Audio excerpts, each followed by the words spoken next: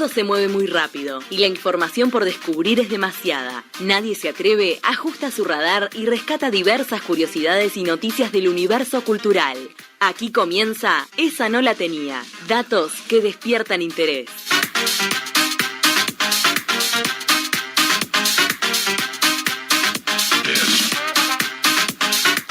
Y justamente en datos que despiertan interés, nos metemos en la literatura, y esta vez porque la literatura no es solo ficción, no es solamente imaginar mundos posibles, que justamente parece que se hacen realidad. Y para eso estamos con la profesora, investigadora, maestranda, la genia de las letras, Lucía Testoni. Bienvenida. ¿Se te extrañaba, Lucía? Tal cual, extrañaba un poquito el espacio, le extrañaba al equipo, te extrañaba a ti, pero bueno, volvimos. Sobre todo a mí, ¿no? Obviamente.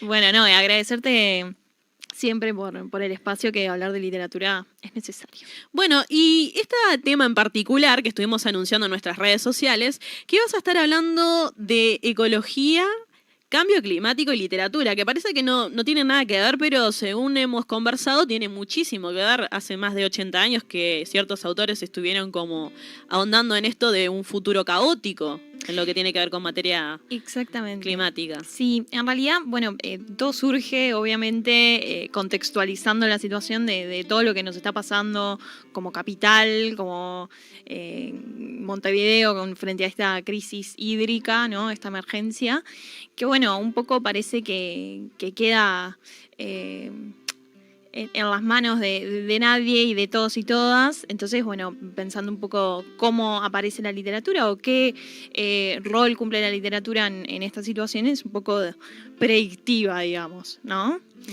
Un poco cuando empezamos planteando y trabajando este tema, charlábamos esto de cómo la crisis climática y el cambio climático aparecen, están presentes, latentes, ¿no?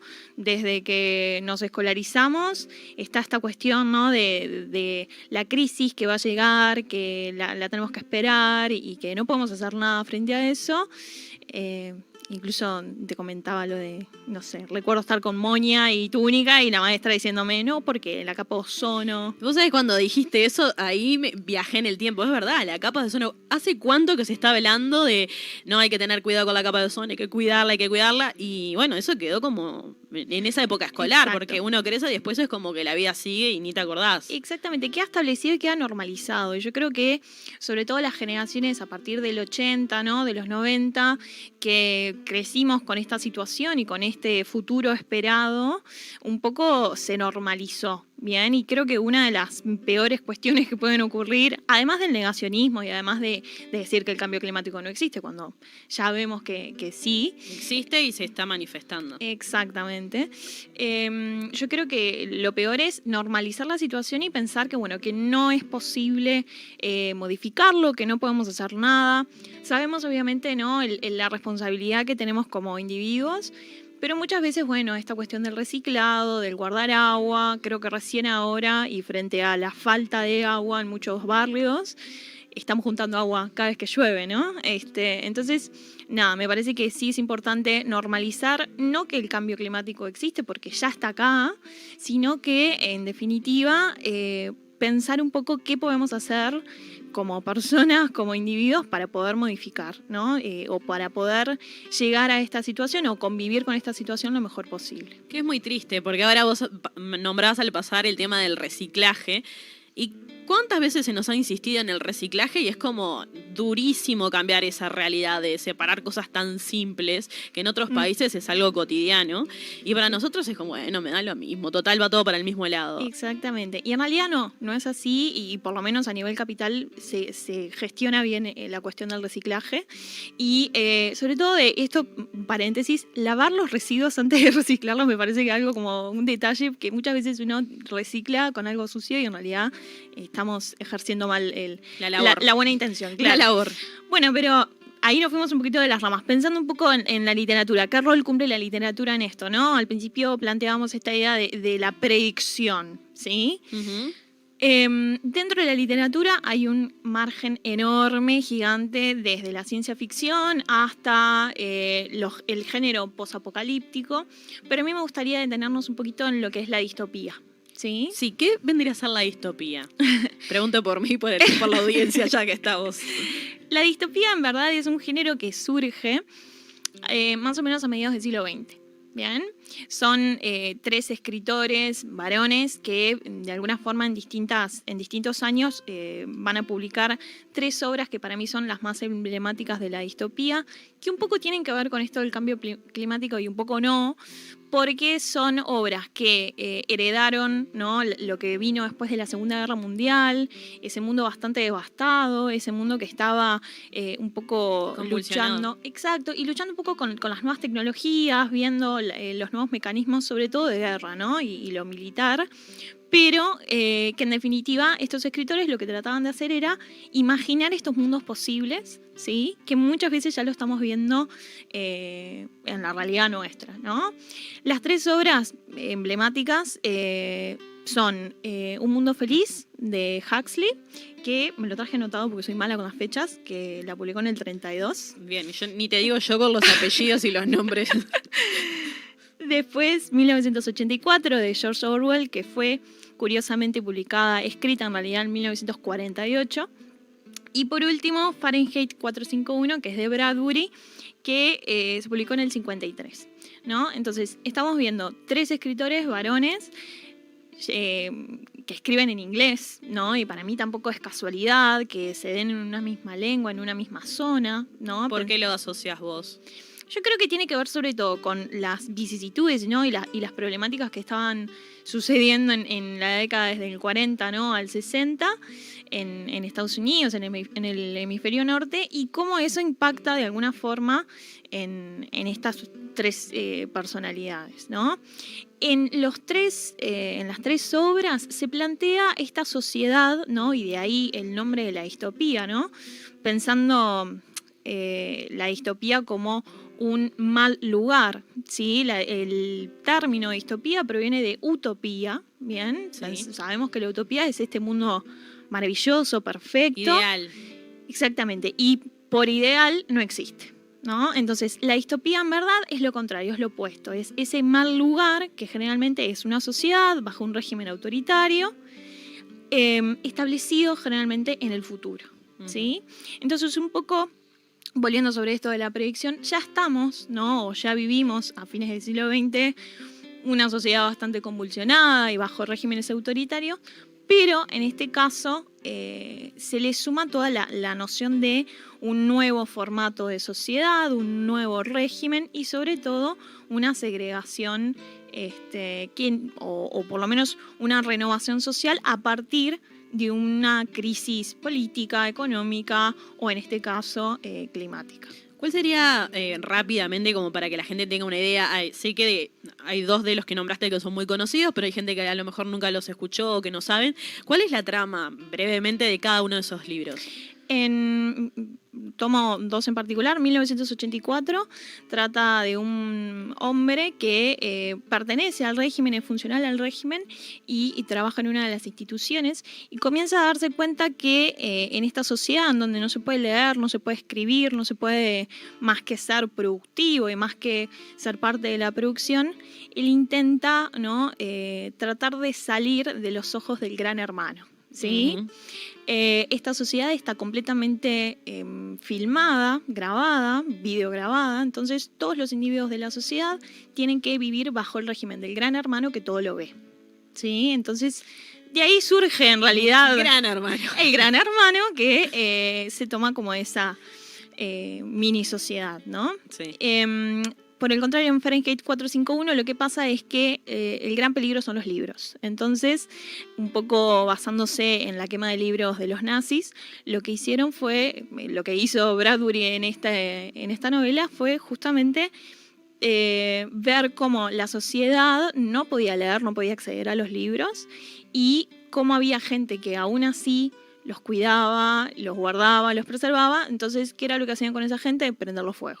¿Sí? Los bomberos en realidad se dedicaban a buscar gente y prenderlos fuego junto con los libros. Yo no quiero vivir ahí. Exacto. Horrible. Hay una distopía más. Bien. Que se publicó en el 85 y para mí ese margen, esa distancia, ¿no?, temporal es importante porque fue escrita por una mujer. Bien. ¿Sí? Se llama El cuento de la criada. Sí, la mayoría seguramente la debemos conocer por la serie, Exacto. Sí. pero es parte de un libro justamente. Exactamente. La novela fue escrita por Margaret Atwood, que es una canadiense, y lo que plantea allí es justamente a partir de una crisis climática un nuevo régimen específicamente en Estados Unidos, ¿sí?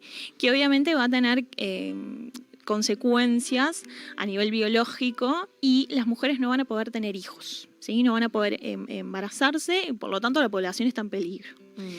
A partir de ahí, obviamente, el poder va a recaer sobre el cuerpo de las mujeres, sobre el control sobre ellas y ver, bueno, cómo pueden gestionar, ¿no?, estos cuerpos para que sí queden y para que sí se siga poblando la sociedad. Sí, que eso fue como lo que más se conoce de la serie o en este caso del libro. Exacto. Pero hablando fuera de aire, digamos, vamos a hacer un spoiler, lo lamento de que no lo vio, pero esto es importante. Vos hablabas de que había un castigo para las mujeres que está relacionado justamente con esto de la ecología, de la contaminación, de todo eso, que es horrible. En verdad lo que pasa es que las mujeres que no siguen el régimen, que no cumplen las normas o que no quieren ser las criadas, ¿no? Así se les llama a estas mujeres que tienen que cumplir con su rol por ser biológicamente, ¿no?, fértiles.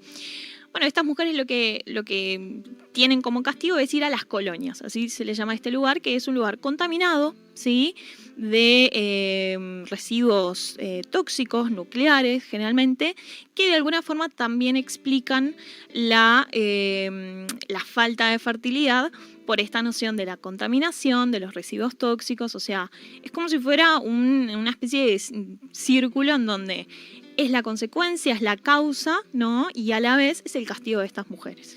Sí, que convengamos que también el tema de la infertilidad también es un escenario posible, pero que en realidad lo estamos viviendo. Hay muchas mujeres que están padeciendo infertilidad y se sigue estudiando las diversas causas, ¿no? Sin duda. Sí.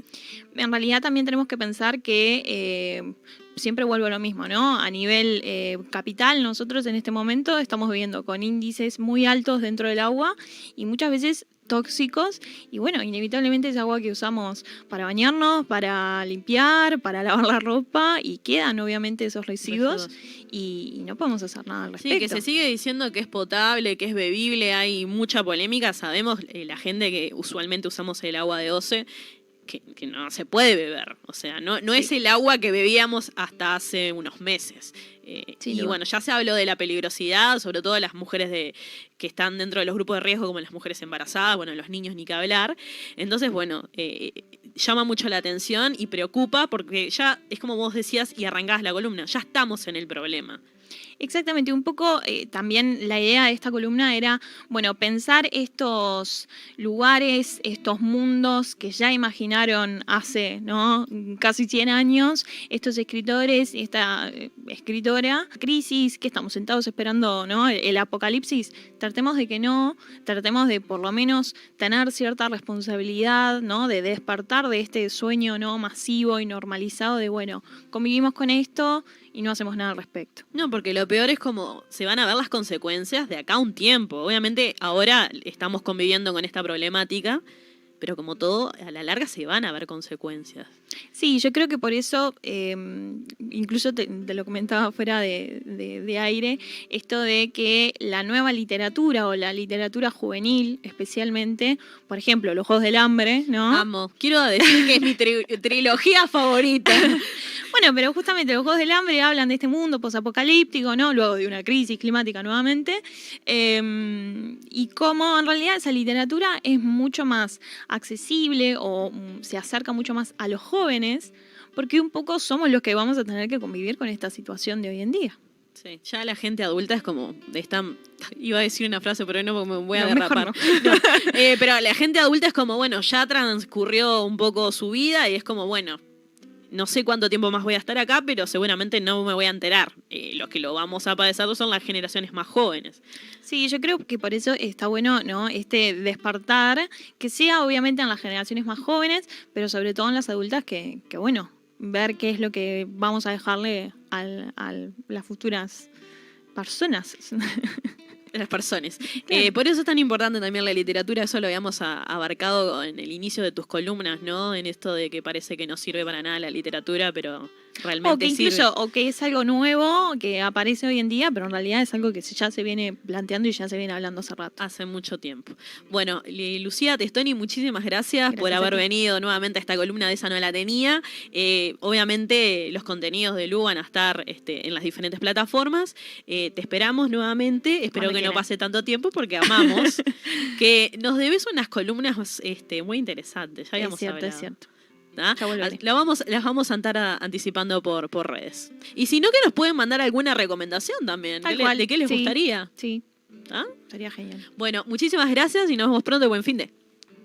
Gracias.